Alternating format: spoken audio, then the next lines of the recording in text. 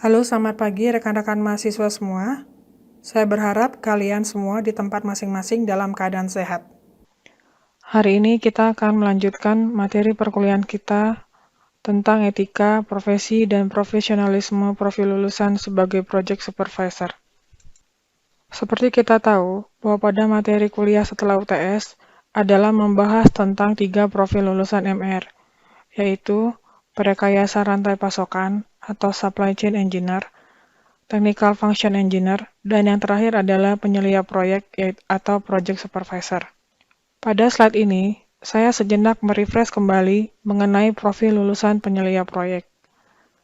Di sini saya tampilkan contoh lowongan kerja terkait Project Coordinator dan Project Supervisor, di mana secara umum lulusan MR, jika diterima bekerja pada posisi tersebut, harus mampu dalam memonitor pelaksanaan proyek dari awal hingga akhir sesuai dengan prasyarat dan kinerja yang ditentukan dalam suatu proyek.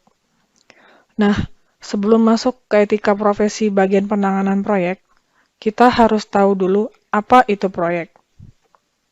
Proyek itu sendiri dijelaskan dengan segitiga yang berkaitan dengan 3 kegiatan. Adanya suatu aktivitas yang diberikan oleh pemberi pekerjaan, dalam hal ini owner, untuk dijalankan dan diselesaikan oleh seorang kontraktor dan timnya. Di sini ada satu peran lagi untuk melengkapi aktivitas ini adalah seorang konsultan yang menjalani pekerjaan yang diberikan owner kepada kontraktor. Agar pekerjaan ini dapat selesai dengan tepat waktu dan berkualitas, maka diperlukan suatu pengaturan dan pengontrolan pekerjaan yang disebut dengan manajemen proyek. Suatu aktivitas dikatakan proyek adalah 1. Mempunyai sasaran dan tujuan. Kemudian, aktivitas itu dibatasi oleh rentang waktu, biaya, dan sumber daya. Yang ketiga adalah suatu aktivitas yang unik dan kejadiannya tidak berulang kali. Selanjutnya adalah aktivitas direncanakan, dilaksanakan, serta dikendalikan, dan diselesaikan menurut persyaratan kinerja dan spesifikasi kebutuhan pelanggan. Kemudian yang tak kalah pentingnya adalah bahwa suatu proyek ini harus ada hasil yang terukur. Contohnya adalah sebuah bangunan, sebuah transportasi, dan lain sebagainya. Sebenarnya bagaimana daur hidup suatu proyek atau life cycle of project? Berikut ini saya tampilkan aktivitas apa saja yang dijalankan dalam suatu proyek. Suatu proyek yang sudah diserahkan oleh owner kepada kontraktor harus menjalani beberapa fase tersebut. Fase utama adalah konsep, desain, implement, dan handover. Fase-fase ini kemudian didetailkan kembali dalam kondisi yang sama. Artinya, dalam konsep proyek terdiri dari konsep, desain, implement, dan handover. Begitu juga dengan desain proyek, implementasi proyek, dan commission proyek. Konsep proyek. Anda mungkin masih ingat pada saat pengambilan mata kuliah perancangan dan pengembangan produk tentang konsep desain. Ada suatu kesamaan di dalamnya. Kesamaannya dengan proyek adalah sebelum dilakukan atau dieksekusi dalam bentuk produk atau sistem, maka perlu dibuat beberapa konsep yang pada akhirnya akan muncul desain yang ditetapkan untuk dibangun. Pada proyek juga diberlakukan hal tersebut. Kemudian yang menjadi konsen kedua adalah desain. Desain adalah desain yang terpilih dari konsep yang sudah ditentukan dan dipakai untuk diimplementasikan. Pada stage implementasi, di sini perlu adanya kontrol agar sesuai dengan desain dan dibutuhkan oleh owner atau konsumennya. Nah, kemudian setelah masing-masing step ini ada konsep, desain, implementasi, perlu dilakukan handover ke masing-masing proses. Baik dari konsep project, kemudian handover ke desain project, dari desain project, handover ke implementasi project untuk dibuatkan atau dibangunkan suatu project yang sesuai dengan keinginan dari konsumen. Contohnya ketika proposal diajukan dalam bentuk pembangunan project pembuatan kapal, maka implementasinya adalah project dalam bentuk kapal yang di handover ke stakeholder. Namun sebelum sampai ke stakeholder, dilakukan yang namanya commissioning project.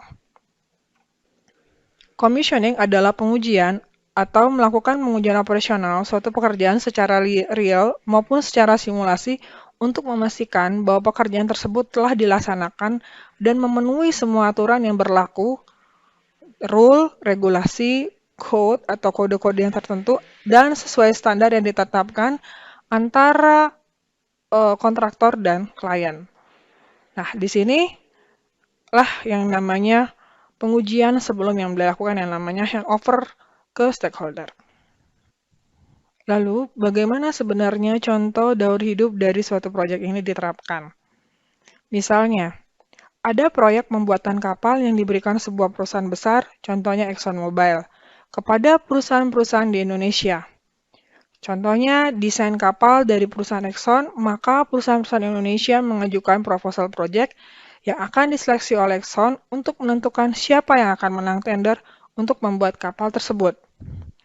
Secara umum, isi tender juga mencakup biaya-biaya yang dikeluarkan dan waktu yang ditempuh untuk menyelesaikan satu proyek pembuatan kapal tersebut.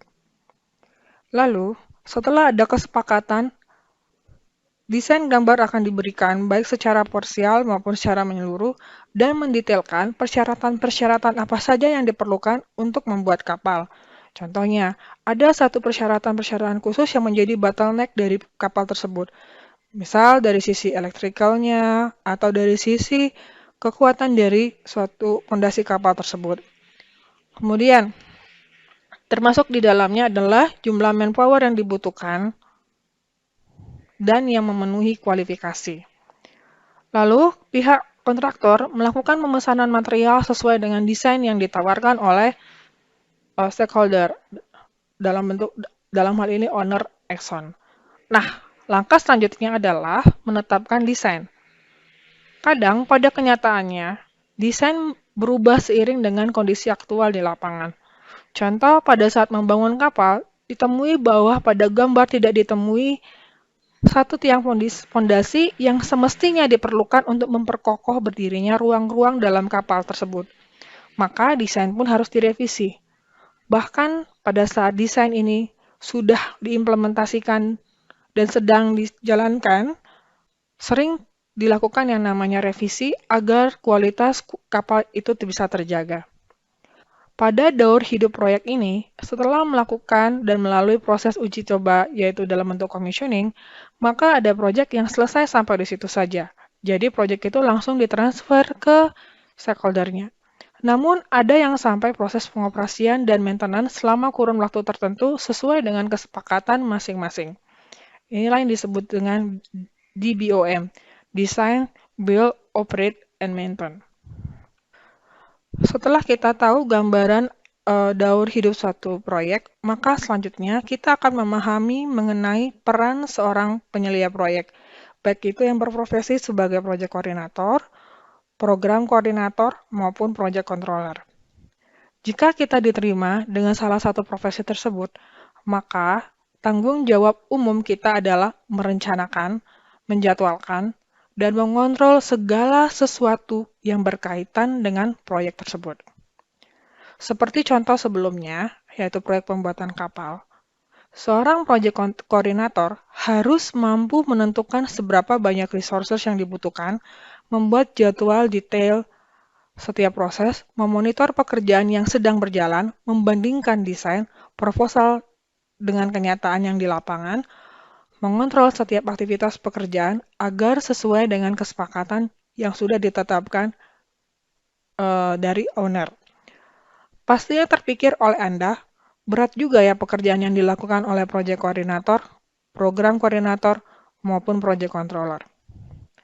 Betul, orang yang berprofesi ini bisa dikatakan sebagai orang penting dalam suatu proyek. Apalagi jabatannya adalah project manager. Sekarang kita pahami dulu di mana dalam satu proyek memerlukan project sponsor, project manager, project management team, project team, dan project stakeholder. Kita lihat dari gambar itu, project stakeholder adalah seseorang atau organisasi yang mempunyai project. Kemudian, project sponsor adalah organisasi yang menjalankan proyek. Jadi, misalnya, tadi Exxon yang memiliki proyek. Exxon memberikan kepercayaan kepada perusahaan yang sudah memenangkan tender. Contoh, misalnya perusahaan itu adalah Siemens.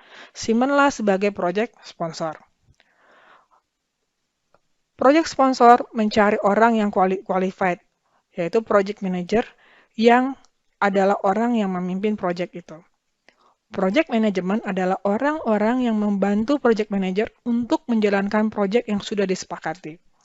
Area project management itu seperti project integration management, project scope management, project time management, project cost management, project quality management, project human resource management, project communication management, project risk management, project procurement management, safety, environment, financial, dan claim management.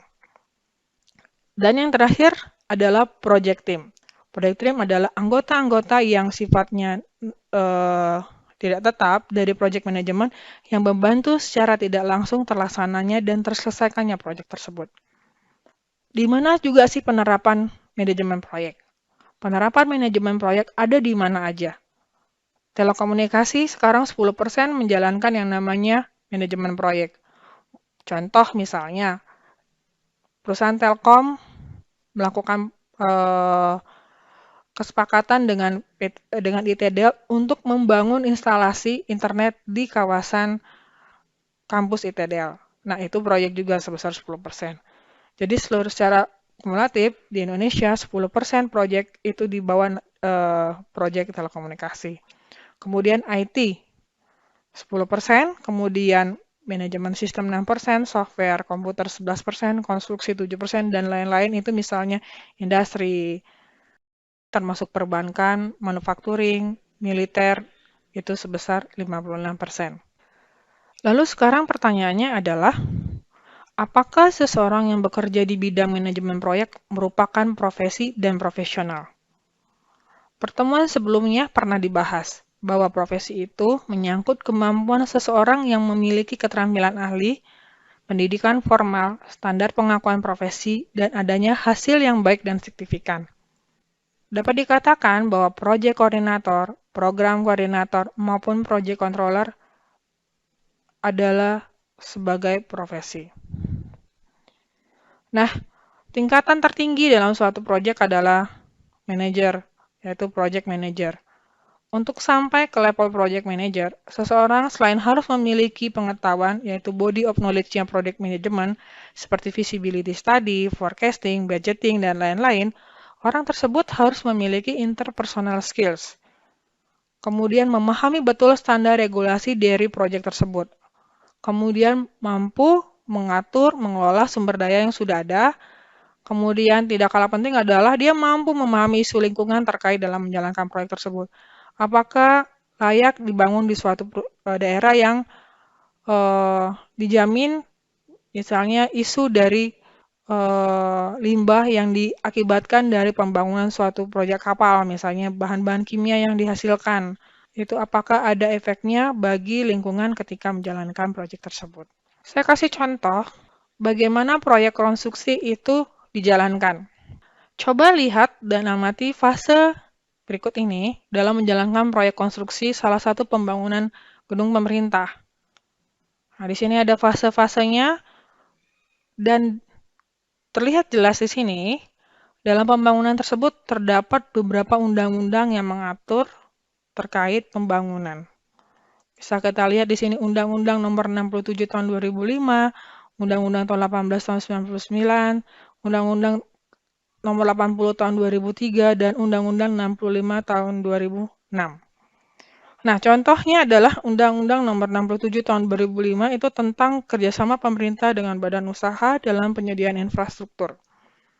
Menyangkut studi kelayakan, rencana bentuk kerjasamanya seperti apa, rencana proyek pembiayaannya itu seberapa besar, penawaran kerjanya itu seperti apa, kemudian bagaimana proses penilaiannya dan jadwal apa saja yang diperlukan ketika penyediaan infrastruktur.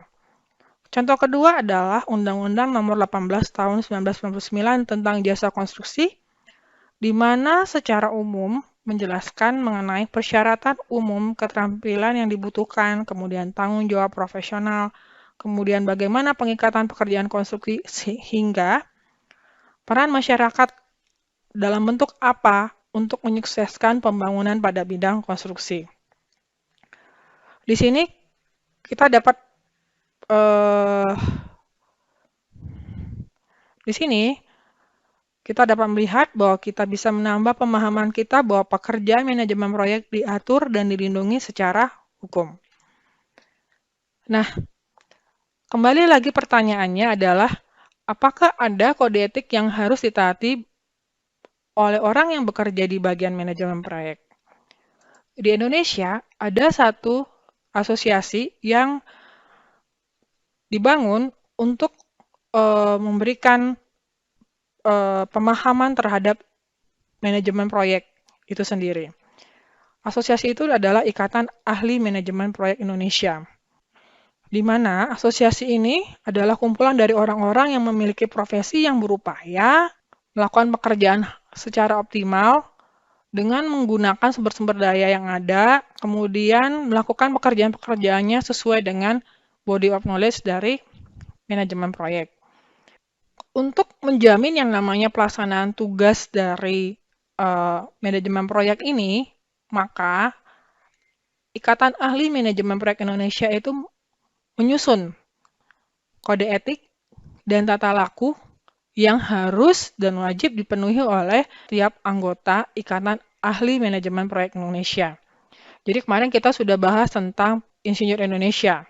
Di Persatuan Insinyur Indonesia ada dua yang harus dipahami. Yang pertama adalah Catur Karsa, yang kedua adalah Sabta Dharma. Nah, begitu juga di Asosiasi Manajemen Proyek, yaitu Ikatan Ahli Manajemen Proyek Indonesia. Asosiasi ini memiliki kode etik dan tata laku yang wajib dilakukan oleh anggota Ikatan Ahli Manajemen Proyek Indonesia. Nah, Anda bisa baca sendiri mengenai kode etik manajemen proyek. Di dalamnya bicara tentang kejujuran, tanggung jawab, bagaimana menepati janji, bersikap setia, adil, integritas yang tinggi, kemudian bagaimana menghargai orang, bersikap dan bertingkah laku sebagai warga negara yang bertanggung jawab. Nah, secara umum hampir sama kode etik masing-masing profesi, hampir sama. Dan ini diberlakukan kepada anggota-anggota yang masuk dalam asosiasi tersebut. Nah, kita lihat di tata laku profesi. Nah, tata laku profesi ini secara umum hampir sama dengan yang ada di Persatuan Insinyur Indonesia. Misalnya tentang bagaimana seorang anggota itu tidak boleh membocorkan data. Namun, ada yang lebih spesifik, misalnya membocorkan data yang mana, kemudian menerima pekerjaan yang seperti apa. Mengenai hal itu, mengacu pada body of knowledge-nya project management. Jadi mungkin Anda bisa baca dan cari sendiri, apa sih sebenarnya body of knowledge-nya project management. Nah, itu tadi saya bilang ada budgeting, ada forecasting, bagaimana mengelola sumber daya, bagaimana melakukan feasibility study, itu dilakukan oleh yang namanya seorang yang bekerja dalam profesi berkaitan dengan manajemen proyek. Nah, untuk bisa mengaktualisasi, untuk bisa mengimplementasi pemahaman-pemahaman tadi, saya tugaskan untuk melakukan tugas kelompok terkait dengan implementasi dari profil lulusan penyelia proyek atau sampai dengan manajer proyek. Nama-nama Anda termasuk di kelompok mana, dan kemudian di sini ada topiknya, misalnya topik pembangunan Rumah Sakit Sumber Waras Jakarta, pembangunan MRT LRT Jakarta, pembangunan kaldera Sibisa, pembangunan Bandara Internasional Silangit, dan pembangunan Tol Medan Tebing Tinggi. Tugas Anda adalah mengevaluasi proses pengerjaan proyek sampai selesainya. Bagaimana cara mendapatkan informasi ini? Mungkin bisa mencari dari Google, dari koran-koran elektronik dan sebagainya untuk mencari tahu mulai dari awal proses proyek ini sampai selesainya, atau misalnya sampai sekarang masih berjalan. Yang kedua adalah bagaimana evaluasi dampak positif atau negatif selama pengerjaan proyek tersebut. Dampaknya bagi aspek lingkungan, ekonomi, kesejahteraan dari masyarakat, dan lain sebagainya, karyawan, dan lain-lain. Yang ketiga adalah bagaimana evaluasi pekerjaan manajemen proyek yang memimpin pengerjaan proyek itu. Jadi tadi kan ada pekerjaan manajer proyek itu apa sih sebenarnya? Nah, itu kalian evaluasi. Yang keempat, analisa apakah ada kode etik yang dilanggar selama proses pengerjaan proyek dari sisi seorang pekerja yang bekerja di bagian manajemen proyek. Kemudian yang kelima adalah analisis tantangan yang dihadapi manajemen proyek selama pengerjaan. Yang terakhir adalah apakah ada risiko kegagalan proyek dan apa yang menjadi faktor penyebab dari kegagalan tersebut. Tugas ini dikumpul minggu depan dan jika ada pertanyaan bisa Anda tanyakan kepada saya secara langsung. Mungkin itu saja dari saya.